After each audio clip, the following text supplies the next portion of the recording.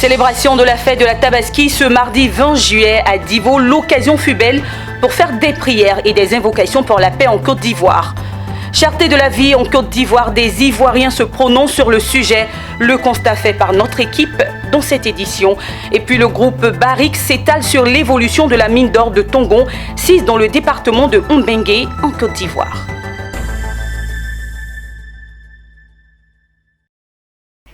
Toujours un bonheur de vous retrouver pour le journal. Bienvenue Madame, Monsieur. Ouvrons cette édition avec la célébration de l'Aïd el-Kébir ce 20 juillet.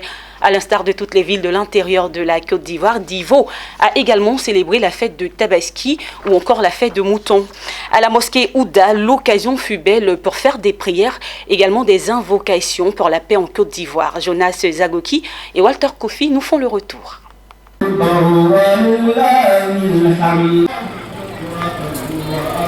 Très tôt le matin de ce mardi, les fidèles se sont rendus à la mosquée sunnite du Dialogue 2 pour la prière.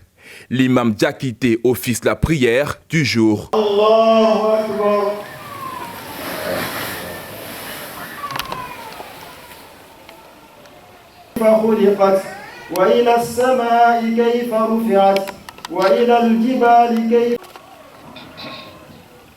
Il prêche sur les bienfaits de la Tabaski, s'inspirant du geste salutaire du Seigneur qui a poussé Abraham, grand croyant, à remplacer son fils qu'il s'apprêtait à sacrifier par un bélier.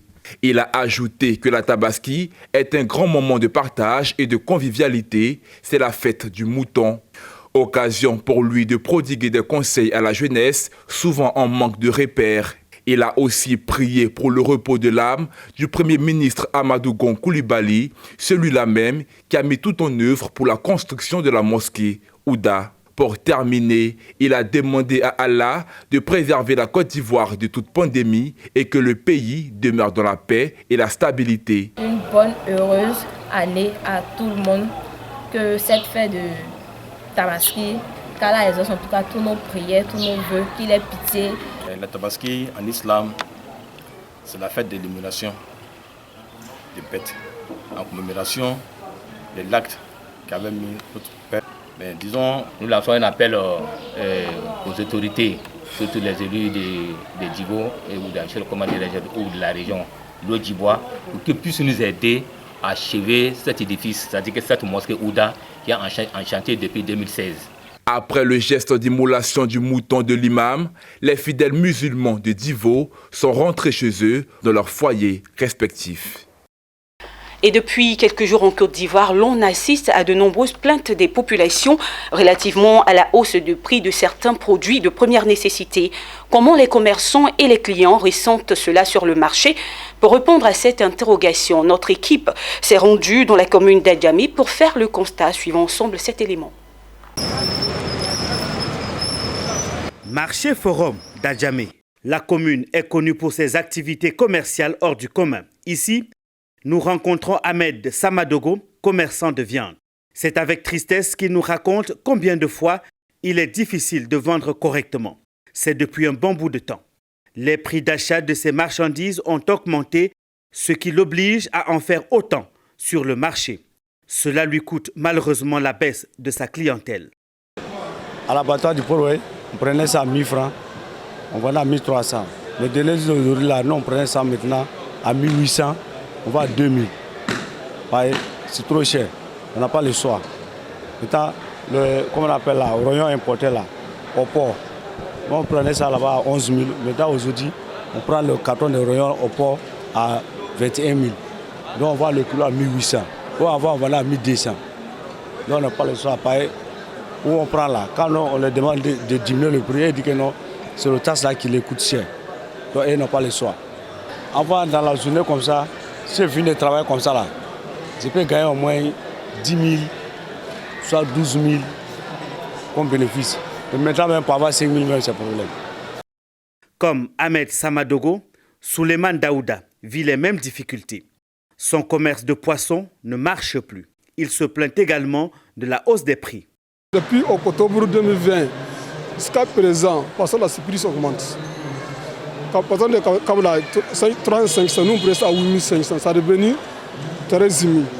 Il y en a souvent, on prend 12 000, il y en a, on prend 13 000. Parce qu'un budget, on prend 8 000, maintenant, ça est devenu 11 500. Tu vois, non? Donc, 500, 800. Tu l'as bien 500, 800, on a de 11 500, ça est devenu à 17 500. 800, ça est devenu à 19 000. C'est même pas, ce même carton-là n'a pas rien changé encore. Maintenant qu'on prend ça à 10 000, ça est devenu 12 000. Quand on dit que la vie est chère, vraiment c'est cher. Si les commerçants eux-mêmes se plaignent de la hausse des prix des denrées de grande consommation, qu'en est-il des clients? Les consommateurs rencontrés au marché Forum d'Adjamé sont pratiquement dans le désespoir. Ils crient à la trahison, invitant l'État de Côte d'Ivoire à urgemment se pencher sur la question. Il y a la rentrée bientôt. Pour manger, mais c'est un peu difficile. Et puis le marché est un peu dur. Vraiment, nous demandons aux autorités qu'ils puissent avoir pitié quand le prix peut abaisser le prix. Vraiment, quand c'est dur pour nous, la famille, bientôt quand nos enfants vont rentrer, on ne sait pas ce qu'on va faire. Tous les trucs sont chers. Vraiment, on demande, monsieur le président, de sortir pour nous aider. Nous, les femmes, franchement, notre mari, il n'arrive pas à travailler. Il n'arrive pas à donner pour les popotes. On se débrouille. On vient faire le marché avec 1500, tu ne peux pas. Je suis venue à Djamé ce matin. On ne peut rien payer. Rien. 1 kilo de tomates à 2000 francs. On ne peut rien acheter. Puis moi-même là, on n'en parle pas. On ne peut rien acheter. Franchement, tout est devenu cher. Et ce n'est pas de leur faute aussi. Parce que quand tu parles, eux aussi disent que ce n'est pas de leur faute. Donc franchement, si le gouvernement peut voir cela, vraiment, sinon bientôt on ne va plus manger. Le ras-le-bol semble se généraliser en Côte d'Ivoire. Ce mercredi à Abidjan, une marche pacifique était prévue allant de la place Saint-Jean à Cocody jusqu'au plateau, le quartier administratif. Une marche vite circonscrite par les forces de l'ordre. L'appel à la marche s'est organisé sur les réseaux sociaux par des blogueurs, des influenceurs web et autres membres de la société civile. Ils se sont constitués en une initiative citoyenne contre la cherté de la vie. Mais nous nous sommes quand même rendus à Saint-Jean parce que nous avons déjà invité nos concitoyens à s'y rendre, comme vous le disiez tantôt, dans le but d'aller jusqu'au plateau, remettre une note au Premier ministre, qui est le chef du gouvernement, qui lui-même s'est rendu dans les marchés, qui a constaté qu'il est difficile pour les Ivoiriens de vivre. Nous sommes allés à Saint-Jean, nous sommes tombés sur un dispositif sécuritaire impressionnant, mais il est important quand même de rappeler que nous avons eu des contacts avec le préfet d'Abidjan qui est censé autoriser la marche.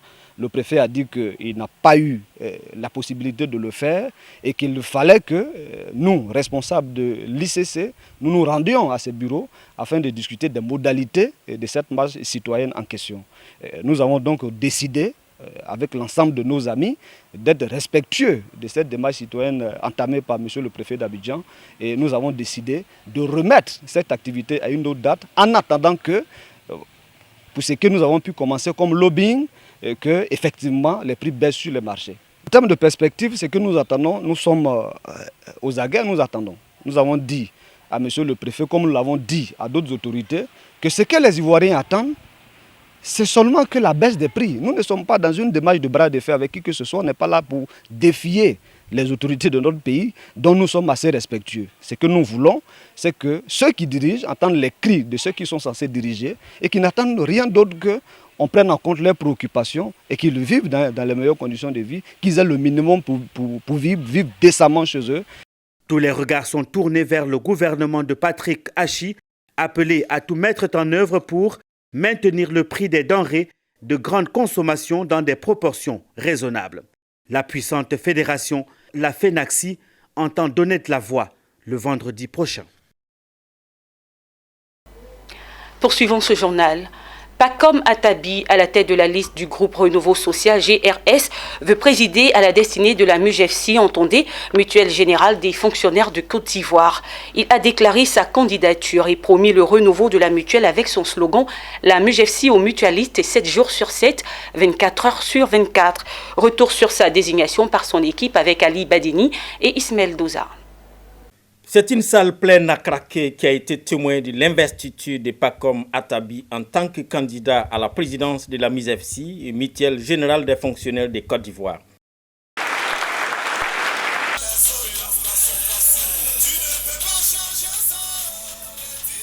Cet enseignant candidat est tête de liste du groupe Renouveau Social, parrainé par la centrale syndicale FESACI. Pour lui, les mutualistes subissent trop de désagréments qu'il n'a cesse de dénoncer. C'est une candidature par devoir. Vous savez que la gestion de la MUJEPSI a besoin d'une équipe qui a fait la preuve de son intégrité morale. Et les mutualistes sont venus nous solliciter pour aller jouer ce rôle-là. Et donc nous répondons à l'appel des mutualistes parce que la MUJEPSI a besoin d'hommes de valeur. Pacom Atabi dit avoir les hommes, les moyens et les idées pour moderniser la MUJEPSI. Son slogan est explicite sur sa vision. La MUJEPSI aux mutualistes, 7 jours sur 7, 24 heures sur 24.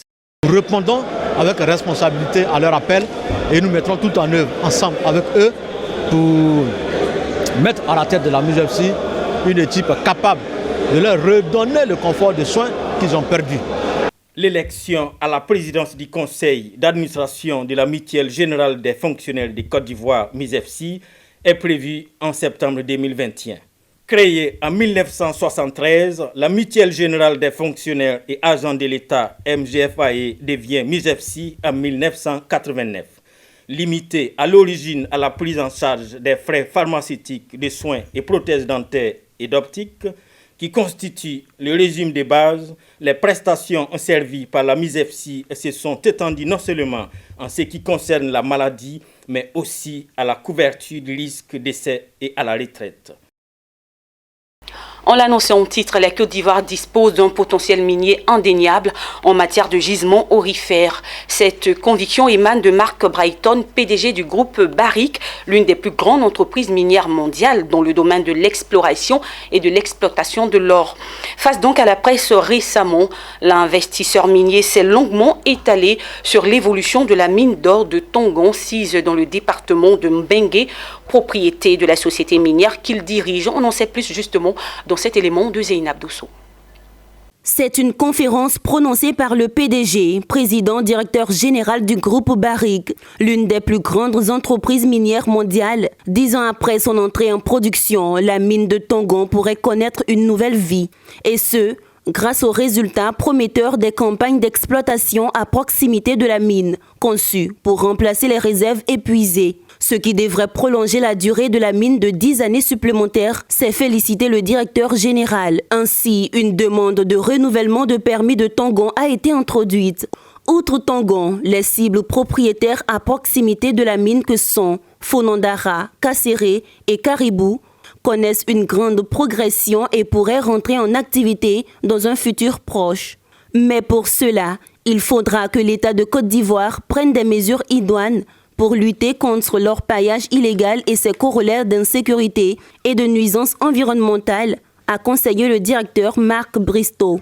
Quoi qu'il en soit, il a annoncé que sa société a sollicité auprès du gouvernement l'obtention d'une dizaine de permis de recherche sur l'étendue du territoire, convaincu que la Côte d'Ivoire, qui a l'avantage de disposer relativement de bonnes infrastructures routières et énergétiques, a un potentiel minier en matière d'or largement encore inexploité. Entamée en 1996, c'est en 2010 que la mine de Tongon a connu sa première coulée d'or. Depuis lors, elle a permis d'injecter plus de 800 milliards de francs CFA dans l'économie ivoirienne sous forme de taxes, de salaires, de paiements aux fournisseurs locaux et de développement des infrastructures.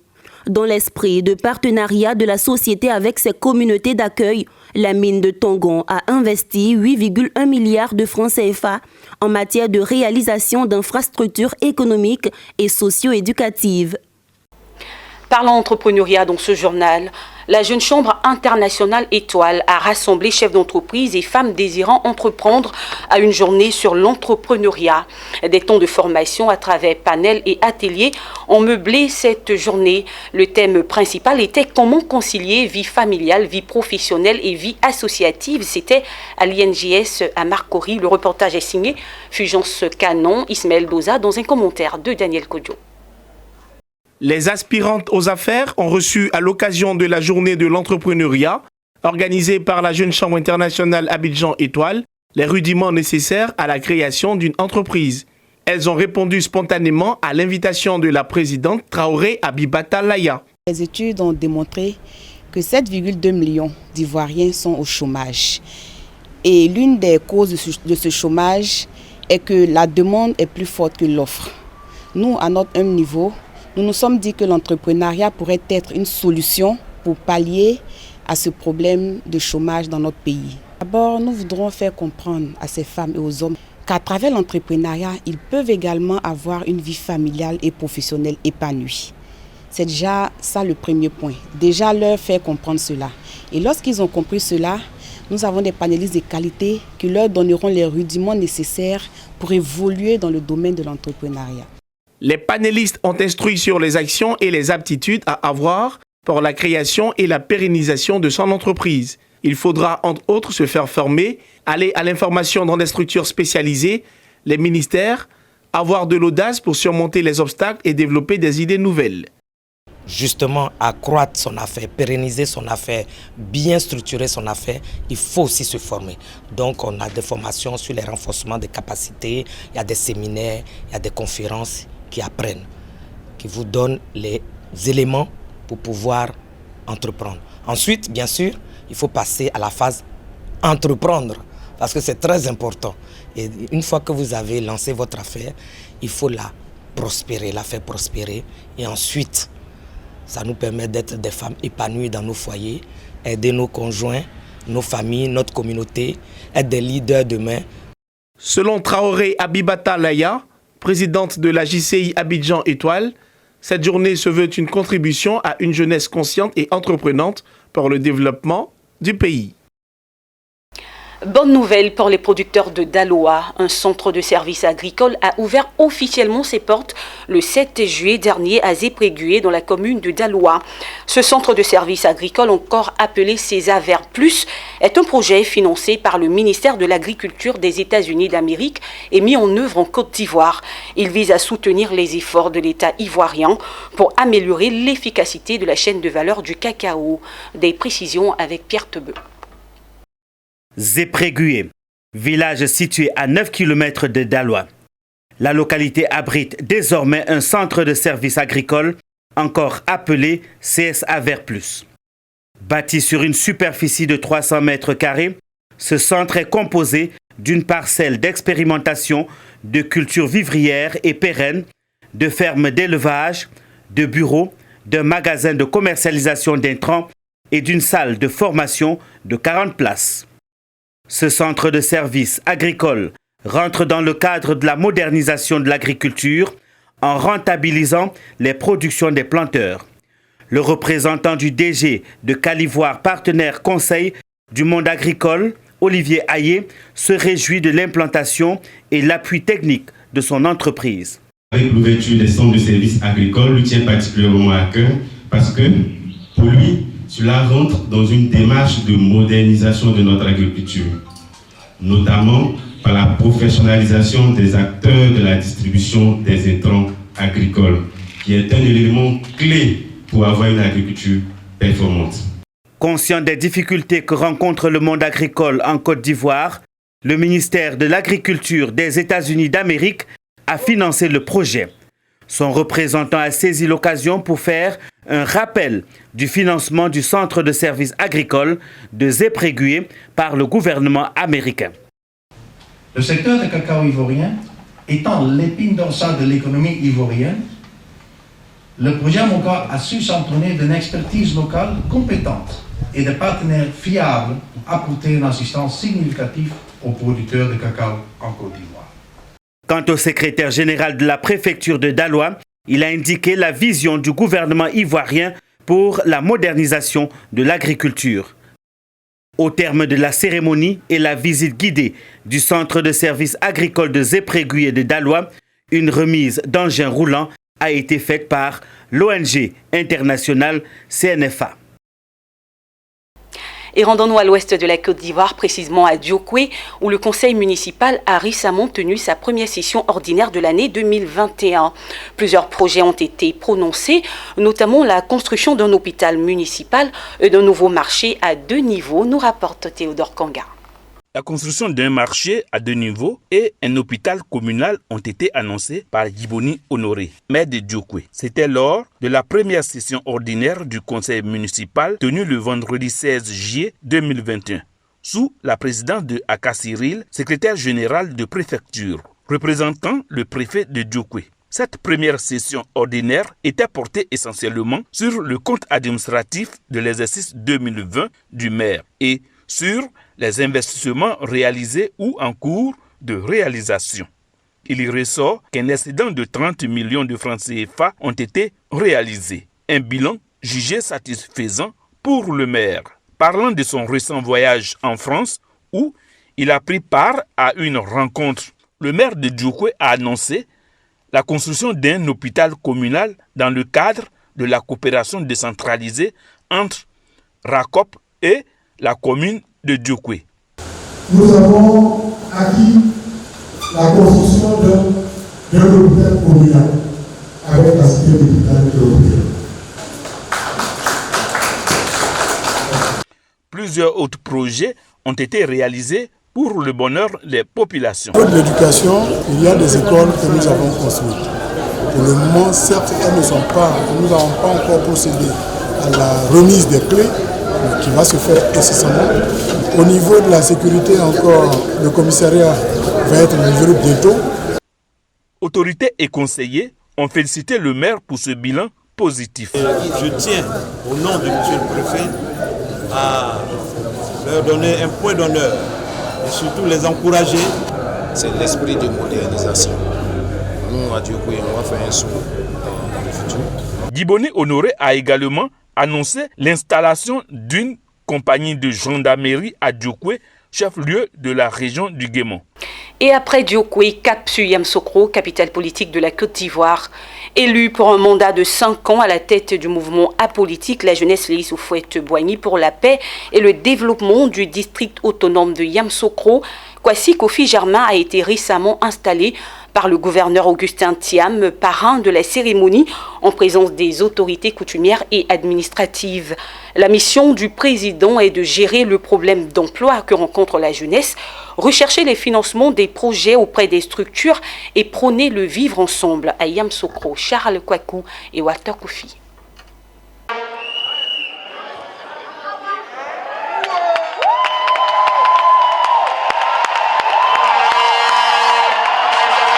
Kwasi Kofi Germain investi nouveau président du mouvement apolitique de la jeunesse Félix Houphouët-Boigny pour la paix et le développement du district autonome de Yamoussoukro. Ils sont plus de 160 associations de jeunes venus des quartiers et des villages du district autonome de Yamoussoukro pour fédérer leurs forces autour des leaders de jeunesse. Une idée qui est née de la volonté du parrain, le ministre-gouverneur du district autonome de Yamoussoukro, Augustin Thiam.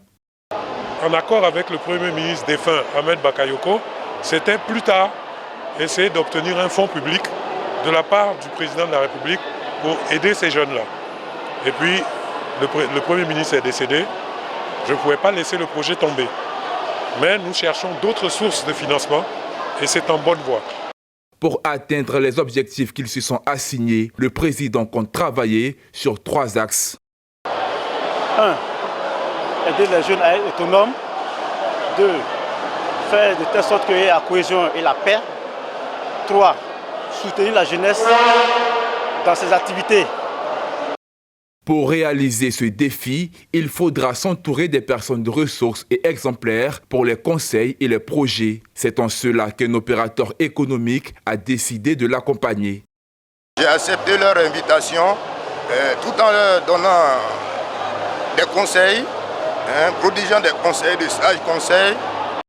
À la fin de la cérémonie, les jeunes ont offert un tableau aux parrains pour les actions qu'ils posent pour la paix et le développement de la capitale politique et administrative. Et terminons ce journal avec une très bonne nouvelle pour les populations de Bondoukou. Très bientôt, le collège de proximité Kouafo Akidom, localité située dans le département de Bondoukou, sortira de terre pour le grand bonheur des élèves de cette partie du pays. La pose de la première pierre de ce collège, doublée de la cérémonie d'inauguration de la cantine scolaire de l'école primaire, a été faite par le ministre d'État de l'Agriculture et du Développement rural, Kobenon Kwasi Adjoumoni, par ailleurs fils de la région. Des précisions avec Anissé Kouadio, notre correspondant dans le Grand Togo.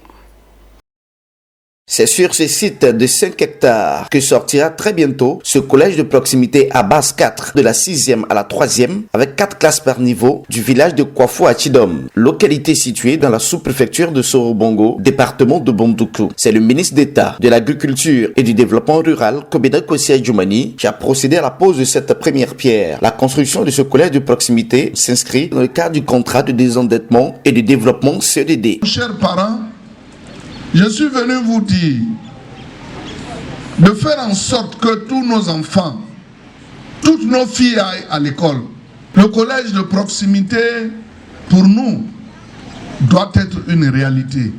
C'est un ouf de soulagement pour les populations de cette localité pour la mutuelle de développement réunissant les fils, les filles ainsi que cadres de Kouafo Achidom. Aujourd'hui, jour de gloire pour Kouafo Achidom, pour l'ensemble des villages de nos 2 sous-préfectures et villages alliés, de constater que désormais le collège se rapproche de nos villages. L'État a bien pensé d'envoyer les écoles de proximité pour que les enfants ne quittent pas très tôt la cellule familiale. Danses, chants et autres instants d'allégresse se sont matérialisés autour du ministre Kobenon Kwasi Adjoumoni pour la pose de la première pierre du futur collège de Kouafo Achidom. Au cours de cette cérémonie, le ministre Kobenon Kwasi Adjoumoni a inauguré la nouvelle cantine scolaire baptisée Marie Tokone du nom de la ministre de l'Éducation nationale et de l'alphabétisation. Viendra ainsi résoudre la question des repas à midi et permettra de maintenir les enfants à l'école. Et c'est la fin de ce journal. Merci de l'avoir suivi. Je vous retrouve très bientôt avec le même plaisir et sur le même canal pour de nouvelles actualités. D'ici là, portez-vous bien. À bientôt.